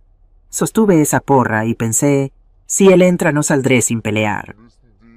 Crack, crack, crack. Y entonces, gracias a Dios, escuché las sirenas. Azul y rojo, más y más cerca. «Policía, aléjese de la puerta». Los golpes se detuvieron. Escuché forcejeo. Francisco gritando obscenidades. Varios policías dándole órdenes. Miré por la mirilla. 3 policías tenían a Francisco contra la pared del pasillo. Estaba luchando, pero estaba demasiado borracho para pelear efectivamente. «Está loca. Es mi esposa. Tengo derecho a verla». «Usted tiene una orden de alejamiento, señor, y acaba de violarla. Le pusieron esposas». Abrí la puerta lentamente. Uno de los policías, una mujer en sus 30s, me miró. «¿Es usted Gabriela Montero?» «Sí». «¿Está herida? ¿Su hija?» «No. Gracias a Dios llegaron a tiempo». Miré a Francisco. Nuestros ojos se encontraron, y por primera vez vi algo en él que no había visto antes: miedo real, porque ahora no podía esconderse detrás de su dinero, su estatus, las conexiones de su madre. Había cruzado una línea. Había violado una orden de alejamiento. Había tratado de entrar por la fuerza a una residencia privada. Y esta vez había testigos, cámaras, evidencia. «Esto no termina aquí, vieja», gruñó mientras lo llevaban al ascensor. «Tienes razón», respondí calmadamente. «No termina aquí, termina en una celda». La puerta del ascensor se cerró, y entonces, solo entonces, mis piernas cedieron. Me apoyé contra el marco de la puerta temblando. Ariana salió corriendo y me abrazó. Lloramos juntas en el pasillo mientras los vecinos miraban desde sus puertas. No lágrimas de tristeza, lágrimas de alivio, porque esa noche por primera vez, cuando el monstruo vino por mi hija, Él no la encontró sola, me encontró a mí, y yo no me moví. Twist 4. Jueves 20 de marzo. Francisco fue arrestado formalmente el jueves por la mañana. Esta vez no lo soltaron. Violación de orden de alejamiento, plus intento de allanamiento de morada, plus conducta violenta y a la prisión preventiva, finalmente. Pero lo que sucedió después sorprendió incluso a Elena. 48 horas después del arresto, el abogado de Francisco, un hombre caro llamado Mateo Silva, contactó a la fiscalía con una oferta. Francisco quería negociar. Elena me llamó inmediatamente. Gabriela, necesitas venir a mi oficina. Ahora. Cuando llegué con Ariana y Javier, Elena tenía una expresión que no podía descifrar. Francisco se ofreció a cooperar con la investigación. Dijo sin preámbulo. ¿Qué? Ariana parecía confundida. Quiere hacer un trato, información completa sobre la red de narcotráfico y lavado de dinero a cambio de una reducción de sentencia. ¿Y? Preguntó Javier. Y está dispuesto a testificar contra su propia madre. Silencio absoluto en la oficina. ¿Su madre? Repetí. Sí, dice que Mercedes es la verdadera jefa, que él solo seguía órdenes, que ella lo manipuló desde niño para ser su ejecutor, que tiene miedo de ella también. Ariana se rió una risa amarga rota. Es mentira. Él no tiene miedo de nadie excepto de ir a prisión. Lo sé, dijo Elena. Pero legalmente no importa si es verdad o manipulación. Si su testimonio es creíble y conduce a más arrestos, la fiscalía considerará su oferta. ¿Y Mercedes? Pregunté. ¿Qué dice ella? Curiosamente también quiere negociar. Su abogado contactó a la fiscalía esta mañana. Que también, sí, ella afirma que Francisco es violento, inestable y el verdadero criminal, que ella solo trataba de proteger el legado de su esposo muerto, que su hijo la manipuló y la obligó a participar. Javier silbó bajo. Se están vendiendo mutuamente. Exactamente, madre e hijo dispuestos a destruirse para salvar sus propios cuellos. ¿Qué significa esto para Ariana? Pregunté. Significa que ambos van a prisión de todos modos. La pregunta es ¿por cuánto tiempo? Si Francisco testifica contra Mercedes, ella recibe más años. Si Mercedes testifica contra Francisco, él recibe más años. Si ambos testifican contra la red más grande, ambos reciben reducciones. Es asqueroso, murmuró Ariana. Ni siquiera ahora pueden actuar como familia. Solo se preocupan por ellos mismos. Elena asintió. Bienvenida a mi mundo. La mayoría de las redes criminales se desmoronan exactamente así, traición desde adentro. Twist Fink, viernes 21 de marzo. El viernes algo inesperado sucedió. Una mujer llamó a la oficina de Elena preguntando si podía hablar con la señora cuyo yerno fue arrestado. Elena me preguntó si quería hablar con ella. Dije que sí. Su nombre era Rosa Martínez, 32 años, ojos oscuros llenos de dolor familiar. Vi la noticia en el periódico, dijo sentándose nerviosamente en la oficina de Elena, sobre Francisco Delgado, sobre el arresto. ¿Lo conoce?, pregunté. Conozco a su madre, Mercedes Delgado. Me senté más derecha. Hace 4 años mi hermano Tomás trabajó para Mercedes. Era conductor. Transportaba mercancía de un lugar a otro. No sabía que era ilegal al principio. Pensó que era importación legítima. ¿Qué pasó? Cuando descubrió que estaba transportando drogas, quiso renunciar. Mercedes lo amenazó. Dijo que si hablaba iría a prisión como cómplice, que destruiría a nuestra familia, que éramos inmigrantes sin papeles entonces y nos deportaría. Y... Dios mío. Tomás intentó escapar de todos modos. Tomó a su novia e intentó irse a Francia. Pero Francisco lo encontró. Su voz se quebró. Lo golpearon tan mal que estuvo en coma durante 2 semanas. Cuando despertó tenía daño cerebral permanente. Ahora vive en un centro de cuidado. Tiene 35 años pero funciona como niño de 7. Lágrimas rodaban por mi rostro. Nunca pude probar nada. Nadie vio quién lo golpeó. La policía dijo que fue un robo que salió mal. Pero yo sé la verdad. Y cuando vi que finalmente arrestaron a Francisco, pensé que tal vez finalmente podría hacer algo. Elena tomó su mano. ¿Rosa estaría dispuesta a testificar sobre esto? Sí, lo que sea para que esa familia pague por lo que le hicieron a mi hermano. Después de que Rosa se fue, Elena me miró. Esto es más grande de lo que pensábamos. Si hay una víctima más, probablemente hay 10, 20. Necesitamos encontrarlas todas. Y las encontramos. En la siguiente semana, 5 personas más se acercaron. 1. Ana López, 28, exnovia de Francisco, quien la golpeó durante 2 años antes de Ariana. 2. Carlos Ruiz, 45, propietario de restaurante a quien Francisco extorsionó por protección. 3. Sofía Jiménez, 51, contadora que Mercedes obligó a falsificar documentos bajo amenaza. 4. Diego Moreno, 38, socio comercial que Francisco convenció de firmar sobre su negocio después de amenazar a su familia. 5. Lucía Torres, 33, la mejor amiga de Ariana, quien Mercedes había contactado para amenazarla si seguía metiendo ideas en la cabeza de Ariana. Lucía, mi corazón se rompió cuando ella apareció en mi apartamento. Gabriela, lo siento tanto. Lloró. Me amenazó. Dijo que haría que despidieran a mi padre de su trabajo, que arruinaría nuestra familia. Por eso dejé de hablar con Ariana. No porque no me importara, sino porque tenía miedo. Abracé a esta joven que había sido como una segunda hija para mí. No es tu culpa. Ese es el poder que tenían hacernos sentir impotentes a todos. Esa noche Elena organizó una reunión de todas las víctimas en una sala comunitaria en Gracia. 9 personas, 9 historias, todas conectadas por el mismo hilo Mercedes y Francisco Delgado. Ariana compartió su historia primero. Fue difícil, varias veces tuvo que detenerse para respirar, pero lo hizo. Luego Rosa, luego Ana, luego todos los demás. Al final no había ningún ojo seco en la habitación. Ellos nos hicieron pensar que estábamos solos, dijo Ariana suavemente. Pero no estábamos solos, nunca lo estuvimos. Lucía tomó su mano. Ahora hablamos juntos. Y eso es exactamente lo que hicimos. El lunes siguiente Elena presentó a la fiscalía testimonios de 9 víctimas, 50 grabaciones de audio de Francisco abusando de Ariana, documentos financieros de Miguel Soto, evidencia fotográfica de la caja de zapatos, registros médicos del doctor Castillo, testimonios de testigos de la bofetada original.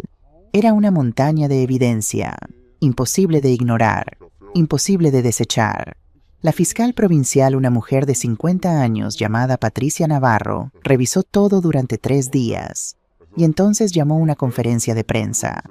Hoy anuncio que Mercedes Delgado y Francisco Delgado serán formalmente acusados de tráfico de drogas, lavado de dinero, extorsión, agresión agravada, violencia de género, amenazas, asociación ilícita. Si son declarados culpables de todos los cargos, enfrentan entre 15 y 28 años de prisión. Esa noche en mi apartamento, Ariana y yo vimos la conferencia de prensa por televisión. Cuando terminó, ella se volvió hacia mí. «Mamá, ¿de verdad terminó?» «El juicio aún no», respondí. «Pero lo peor sí, ya no pueden tocarte». «Gracias», susurró, «por no darte por vencida conmigo. Hija, nunca me rendiría contigo. Eres mi vida». Nos abrazamos mientras el sol se ponía sobre Barcelona. La justicia todavía no estaba completa, pero estábamos más cerca que nunca. Y esta vez no estábamos solas. Éramos un ejército de voces rotas que finalmente habían aprendido a gritar. 2 meses después, mayo 15, 2024, el juicio estaba programado para comenzar en una semana. 2 meses habían pasado desde aquella noche terrible cuando Francisco golpeó a Ariana en mi mesa. 2 meses que se sintieron como 2 años. En ese tiempo muchas cosas habían cambiado. Ariana vivía conmigo permanentemente ahora. Había transformado su antigua habitación en un espacio realmente suyo. Pintó las paredes de azul suave, colgó sus acuarelas, compró plantas. Estaba construyendo una nueva vida ladrillo por ladrillo. Encontró trabajo como contadora para una pequeña ONG que ayudaba a víctimas de violencia doméstica. Irónico, ¿verdad? Pero ella dijo que le daba propósito.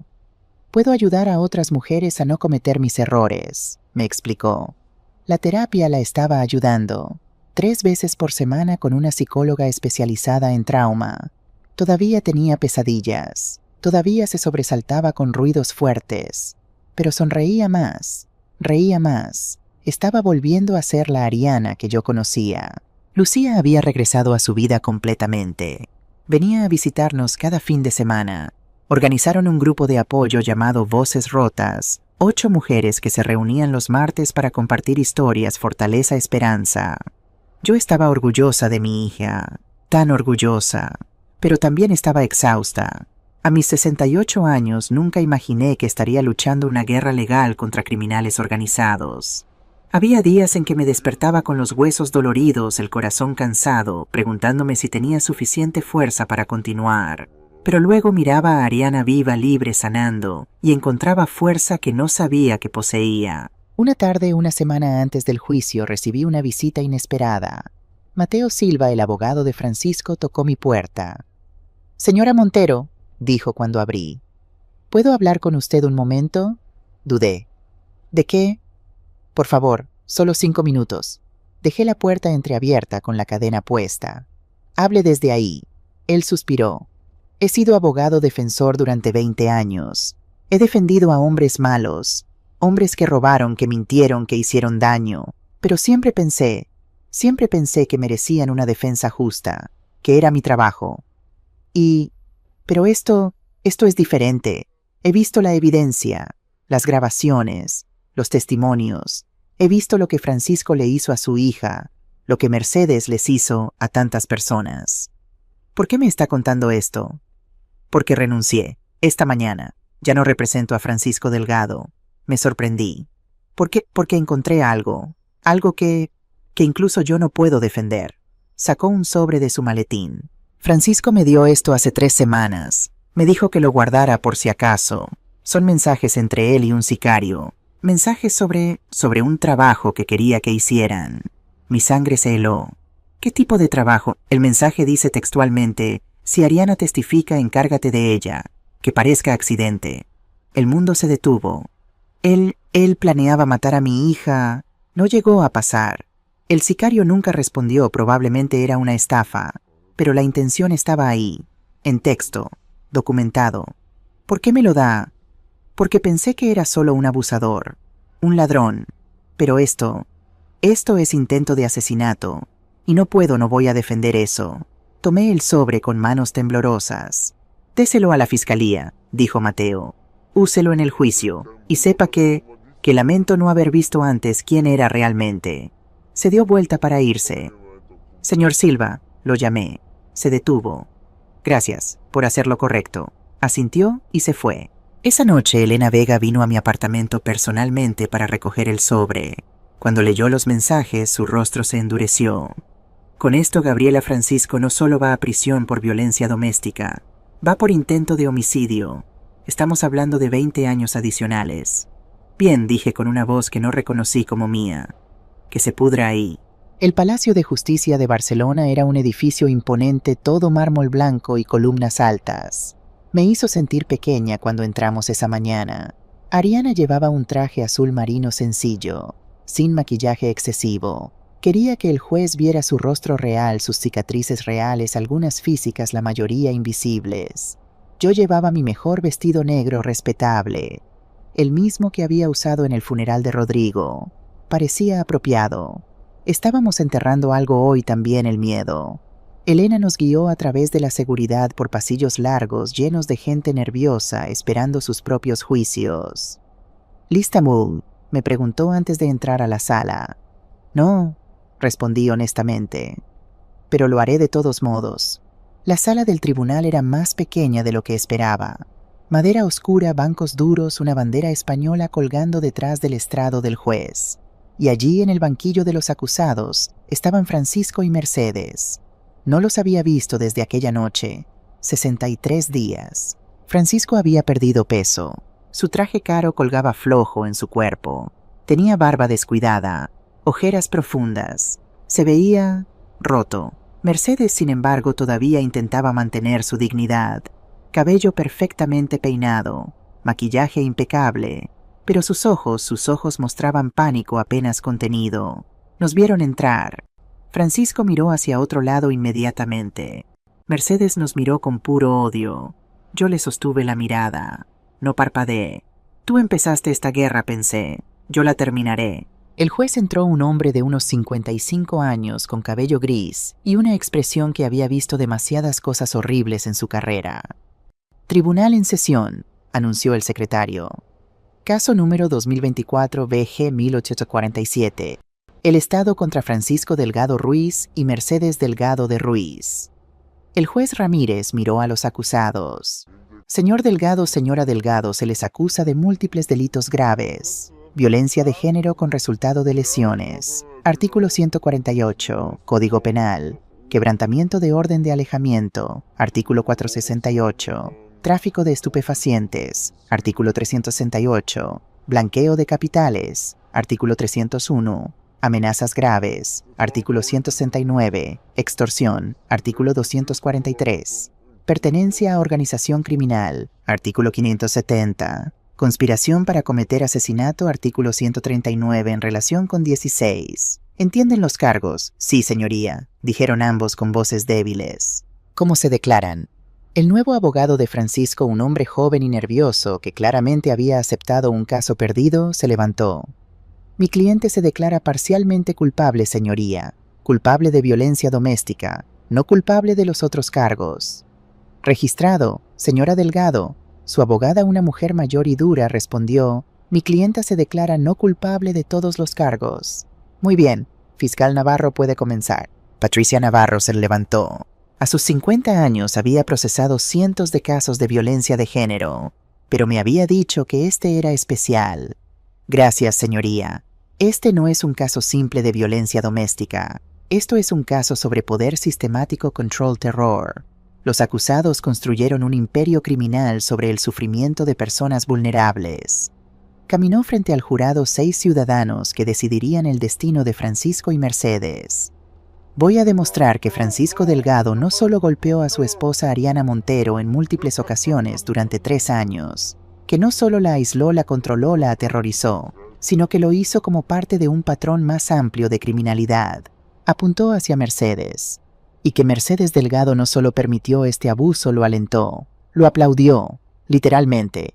Y más allá de eso, dirigió una red de narcotráfico y lavado de dinero que arruinó vidas por toda Barcelona.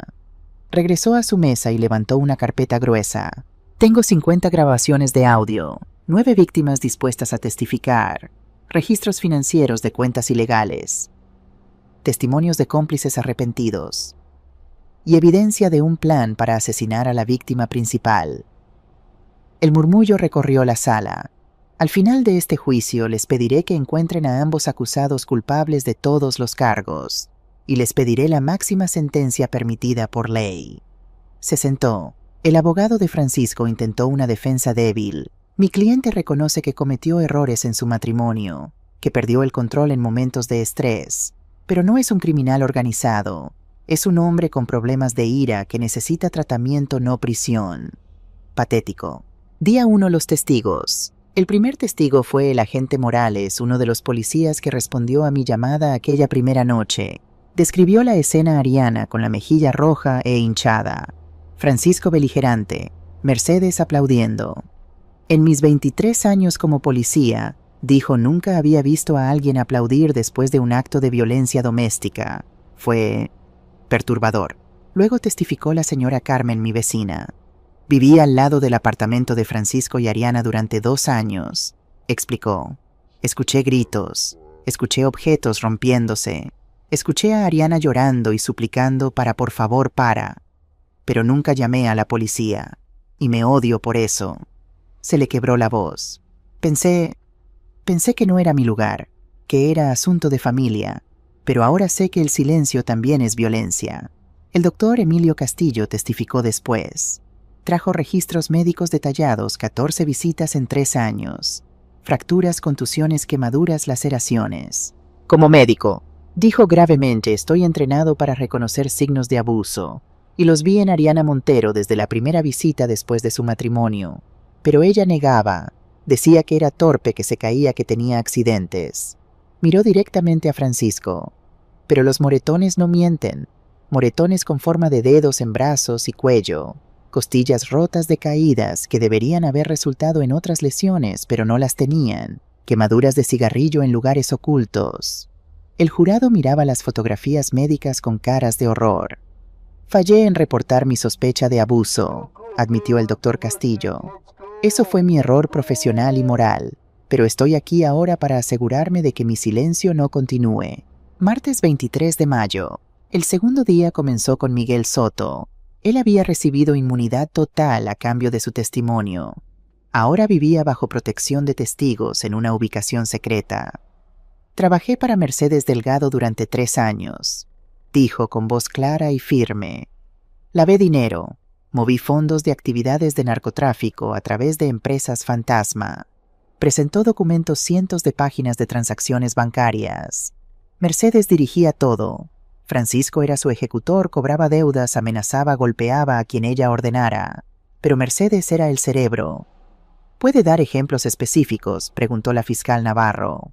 En marzo de 2022, un hombre llamado Tomás Martínez intentó dejar la organización. Mercedes ordenó a Francisco que le diera una lección. 2 días después, Tomás estaba en coma con trauma cerebral severo. Rosa Martínez, la hermana de Tomás, sollozó en el público. En agosto de 2023, una contadora llamada Sofía Jiménez se negó a falsificar documentos. Mercedes amenazó con exponer su estatus migratorio ilegal. Sofía tuvo que huir de España. Sofía estaba allí también habiendo regresado específicamente para testificar. Y en diciembre de 2023, cuando Ariana Montero intentó dejar a Francisco Mercedes personalmente, sugirió encerrarla hasta que aprenda. El jurado tomaba notas furiosamente. El abogado de Mercedes intentó desacreditarlo. Señor Soto, ¿no es verdad que usted también cometió crímenes, que está aquí solo para salvar su propio pellejo?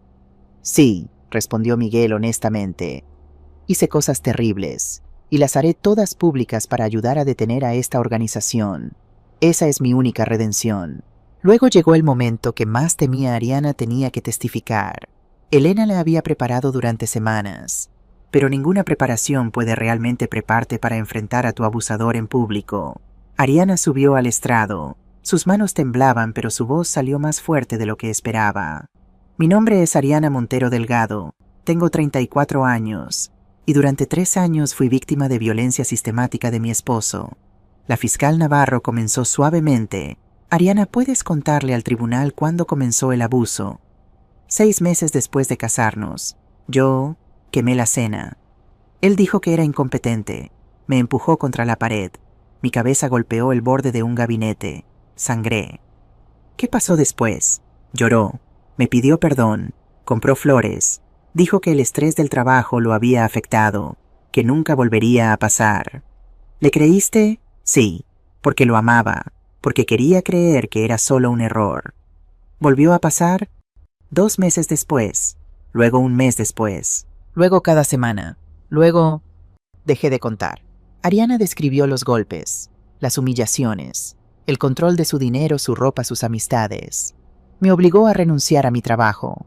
Dijo que una esposa suya no necesitaba trabajar, pero realmente era para que dependiera completamente de él.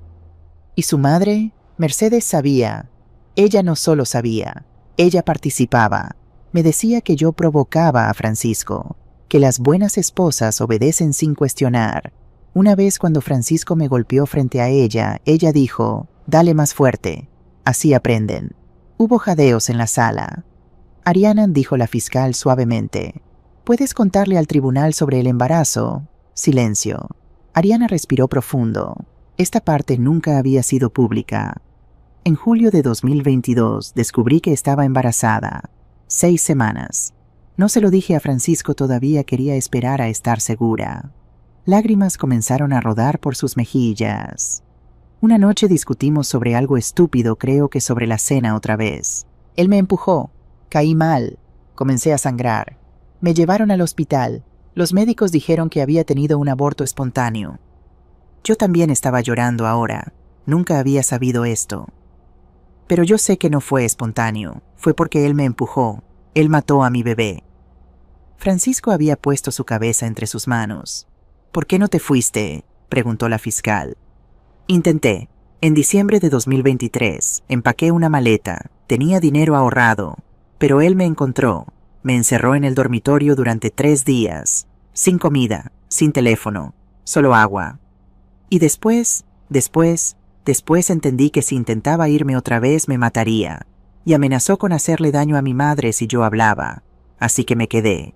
Me quedé y morí un poco cada día hasta que ya no reconocía a la persona en el espejo. ¿Qué te dio la fuerza para finalmente pedir ayuda? Ariana me miró. Mi madre, ella no se quedó callada. Cuando él me golpeó frente a ella no aceptó excusas. Ella luchó por mí cuando yo ya no podía luchar por mí misma. El abogado de Francisco intentó un contrainterrogatorio débil. Señora Delgado, ¿no es verdad que usted tenía problemas de ira también, que provocaba a mi cliente? No, respondió Ariana firmemente. Nunca golpeé a tu cliente, nunca lo amenacé, nunca lo encerré, nunca le quité su humanidad. Él hizo eso, solo él. Sin más preguntas, murmuró el abogado derrotado. Después de 3 días de testimonios devastadores, ambos lados presentaron sus argumentos finales. La fiscal Navarro habló por 40 minutos, resumió cada pieza de evidencia, cada testimonio, cada documento. Los acusados destruyeron vidas, concluyó. No por error, no por accidente, por elección. Eligieron el poder sobre la humanidad, eligieron el control sobre el amor, eligieron el dinero sobre la moralidad. Se volvió hacia el jurado. Y ahora ustedes deben elegir. ¿Elegirán creer las excusas y manipulaciones de abusadores convictos? ¿O elegirán creer a 9 víctimas valientes que finalmente encontraron su voz? Yo sé que elegiré. Espero que ustedes elijan lo mismo. El abogado de Francisco intentó apelar a la simpatía. Mi cliente cometió errores, terribles errores, pero es humano. Necesita ayuda, no castigo. Nadie lo creyó. El jurado se retiró a deliberar. Esperamos durante 4 horas, las 4 horas más largas de mi vida. Ariana y yo nos sentamos en un banco afuera de la sala tomadas de la mano. Pase lo que pase, le dije, ya ganamos, porque tú estás viva, estás libre, estás sanando. Lo sé, mamá, pero quiero que paguen. Quiero que todos sepan qué monstruos son. A las 5:47 p.m. nos llamaron de vuelta. El jurado había llegado a un veredicto. La sala estaba completamente silenciosa cuando el portavoz del jurado se levantó, una mujer de unos 50 años, con rostro serio. ¿Han llegado a un veredicto?, preguntó el juez Ramírez. Sí, señoría.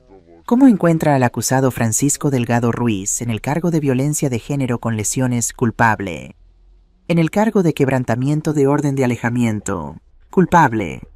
En el cargo de amenazas graves. Culpable.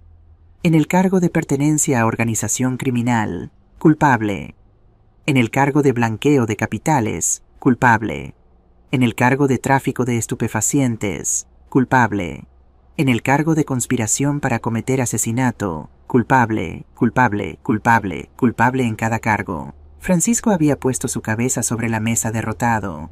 ¿Y cómo encuentra a la acusada Mercedes Delgado de Ruiz en todos los cargos presentados contra ella? Culpable de todos los cargos, señoría. Mercedes gritó. Esto es injusto, no hice nada. Fue mi hijo. Mi hijo es el que... Silencio, ordenó el juez Ramírez. O será removida de la sala. Se calló, pero sus ojos ardían con rabia impotente. El juez revisó sus documentos. Francisco Delgado Ruiz, Mercedes Delgado de Ruiz, pónganse de pie. Se levantaron lentamente. Teniendo en cuenta la gravedad de sus crímenes, el daño causado a múltiples víctimas y su falta de remordimiento genuino, este tribunal los sentencia de la siguiente manera. Hizo una pausa. Francisco Delgado Ruiz, 26 años de prisión, sin posibilidad de libertad condicional por los primeros 18 años. Ariana apretó mi mano tan fuerte que dolió. Mercedes Delgado de Ruiz, 22 años de prisión, sin posibilidad de libertad condicional por los primeros 15 años. Adicionalmente, todos sus bienes serán confiscados para compensación de víctimas. Se les prohíbe permanentemente cualquier contacto con las víctimas nombradas en este caso. Golpeó su mazo. Tribunal cerrado. Y así, con un golpe de mazo, terminó el reino de terror de los Delgado. 22 y 26 años. Francisco tendría 63 años cuando saliera. Mercedes tendría 87 si vivía tanto tiempo. Ariana sollozó, pero no eran lágrimas de tristeza, eran lágrimas de alivio, de justicia, de libertad. La abracé mientras los guardias se llevaban a Francisco y Mercedes esposados. Él intentó mirar hacia atrás hacia Ariana, pero ella no lo miró. Ya no tenía poder sobre ella. Nunca más lo tendría. La vida después del juicio fue extrañamente tranquila. Por primera vez en meses no había llamadas de abogados, no había audiencias, no había estrés legal constante. Solo vida normal. Ariana y yo establecimos una rutina. Desayunábamos juntas cada mañana, café, tostadas, conversación suave. Ella iba a trabajar. Yo hacía mandados, veía a mis amigas, disfrutaba mi jubilación. Por las tardes cocinábamos juntas. Recetas de mi madre, de mi abuela. Pasábamos ese tiempo hablando de todo, y nada no sobre Francisco, no sobre el juicio, solo sobre la vida. Las pesadillas de Ariana disminuyeron lentamente. Todavía las tenía, probablemente las tendría por años, pero cada vez eran menos frecuentes. «Mamá», me dijo una noche mientras lavábamos los platos, «¿crees que alguna vez seré completamente normal otra vez?» «No sé qué es normal», respondí honestamente. «Pero creo que serás feliz. Creo que aprenderás a vivir con las cicatrices sin dejar que te definan». Ella asintió pensativa. Una sorpresa vino en junio. La confiscación de bienes de Francisco y Mercedes generó 1.8 millones de euros, propiedades, cuentas bancarias, inversiones. Dividido entre las 9 víctimas reconocidas oficialmente, cada una recibió 200.000 euros. Cuando el cheque llegó, Ariana lo miró durante largo tiempo. «No sé si quiero este dinero», dijo. «Está manchado». «El dinero no está manchado», respondí. «El uso que ellos le dieron estaba manchado, pero ahora puedes usarlo para construir algo bueno». «¿Cómo qué?» «Como tu futuro, como tu libertad, como tu paz». Ella usó 50.000 euros para pagar su terapia a largo plazo y educación continua. Donó 50.000 a la ONG donde trabajaba. Puso 100.000 en ahorros para su futuro. Yo recuperé mis 50.000 euros, también reembolso por los regalos forzados. Pero honestamente el dinero ya no importaba tanto. Había aprendido que la verdadera riqueza no es lo que tienes en el banco. Es la capacidad de dormir en paz, de reír sin miedo, de amar sin terror. Marzo 2025, que un año después de aquella cena terrible organizamos otra cena familiar. Misma mesa, mismo apartamento. Pero todo era diferente. Carlos vino con Isabel y los niños. Lucía vino con su nuevo novio. Las otras mujeres de voces rotas también vinieron, Rosa, Ana, Sofía. 11 personas alrededor de mi mesa riendo, compartiendo, viviendo. «Abuela», preguntó Mateo, ahora de 7 años, «¿por qué hacemos esta cena?» «Porque hace un año algo muy malo pasó en esta mesa», expliqué suavemente. «Pero de esa cosa mala vino algo bueno. Aprendimos a ser valientes. Aprendimos a hablar. Aprendimos que juntos somos más fuertes». «¿Como los Vengadores?», preguntó con ojos grandes. Reí. «Exactamente como los Vengadores». Ariana compartió una actualización emocionante. Había sido promovida a directora de su departamento en la ONG. Ahora supervisaba casos de violencia de género en toda Cataluña.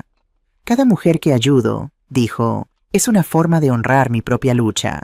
Rosa compartió que Tomás había mejorado ligeramente, todavía tenía daño cerebral, pero ahora podía hablar en oraciones simples. Ana había conocido a alguien nuevo, un hombre gentil que la trataba con respeto. «Estoy aprendiendo que el amor no duele», dijo con lágrimas felices.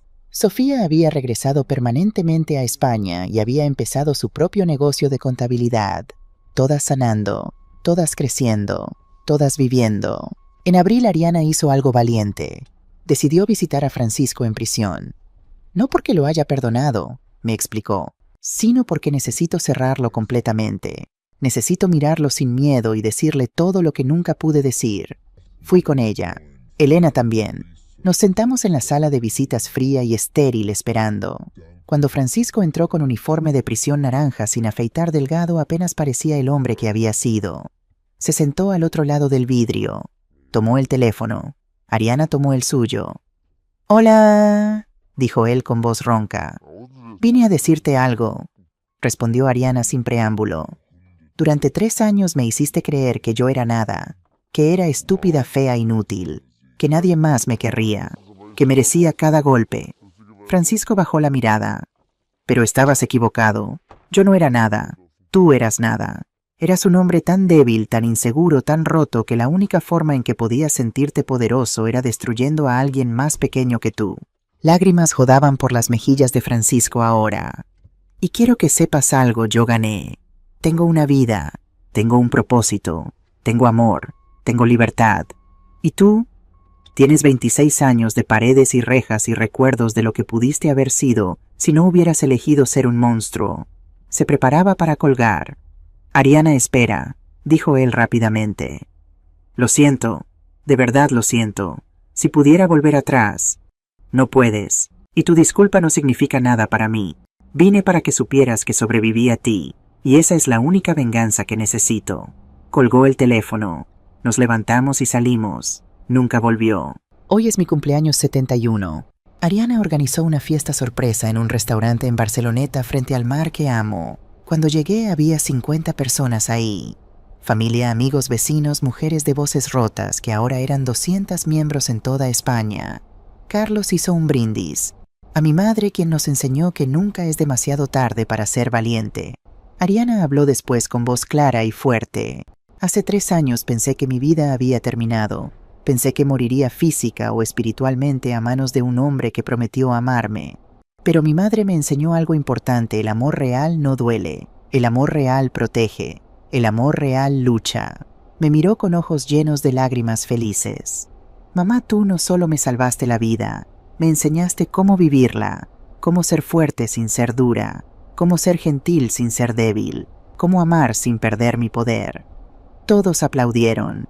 Lloré lágrimas buenas, lágrimas ganadas. Después de la cena, Ariana y yo caminamos por la playa. Tengo noticias, dijo tímidamente. Sí, conocí a alguien, un hombre. Se llama Javier, no Javier Ortiz. Otro Javier, rió. Es maestro, como tú y papá. ¿Es bueno contigo? Es gentil, paciente. Cuando le conté mi historia no me vio como rota, me vio como fuerte. Entonces me gusta. Estoy asustada, mamá, asustada de volver a confiar, asustada de volver a amar. El miedo es normal, dije. Pero no dejes que el miedo te robe el futuro que mereces. Nos sentamos en la arena mirando el Mediterráneo brillando bajo la luna. ¿Sabes qué es lo más extraño?, dijo Ariana. A veces paso días enteros sin pensar en Francisco, como si esa parte de mi vida fuera solo una pesadilla que tuve hace mucho tiempo. Esa es la sanación real, respondí. Cuando el trauma ya no es tu historia completa, solo un capítulo que sobreviviste. Esa noche en casa me senté en mi balcón con una copa de vino. Pensé en todo lo que había pasado, en los sacrificios, en los errores, en el dolor, en la victoria. Pensé en la Gabriela de 3 años atrás, una mujer que eligió creer mentiras cómodas en lugar de verdades dolorosas. Y pensé en la Gabriela de hoy, una mujer que aprendió que el verdadero amor a veces significa decir no, significa establecer límites, significa luchar.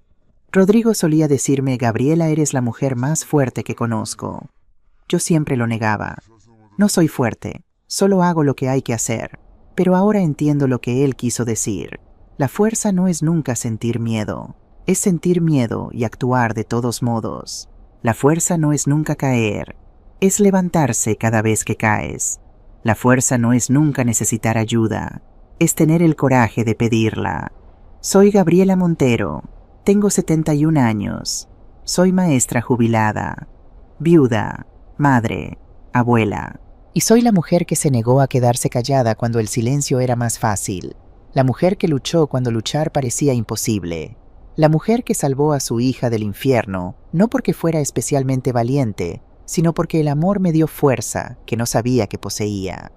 Y si estás leyendo esto, si eres una madre, una abuela, una mujer que ve a alguien que amas sufriendo, quiero que sepas algo. Nunca es demasiado tarde para romper el silencio. Nunca es demasiado tarde para luchar. Nunca es demasiado tarde para decir basta, no más. Porque el silencio protege a los abusadores, pero tu voz valiente, poderosa, imparable, puede salvar vidas, incluyendo la tuya propia.